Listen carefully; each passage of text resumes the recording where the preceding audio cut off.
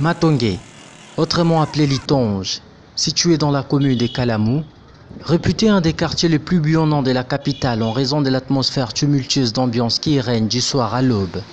Mais depuis quelques jours, ce quartier très souvent vibré au rythme du vacarme de bars devient méconnaissable à la suite des mesures coercitives édictées par le chef de l'État, notamment la fermeture de bars et des églises pour cause du Covid-19.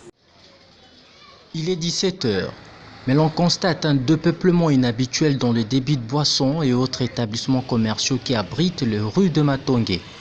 Au croisement des avenues Ocho et Saïdi par exemple, nous avons approché Rigen, vendeur de brochettes, qui n'a pas hésité de nous relater son calvaire.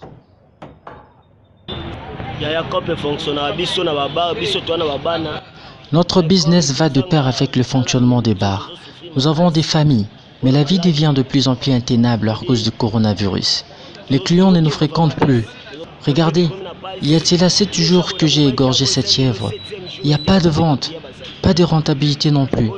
Nous demandons au chef de l'État de décompter la situation une fois que cette pandémie est en voie d'être terminée. Nous n'avons aucun autre métier à part celui-ci.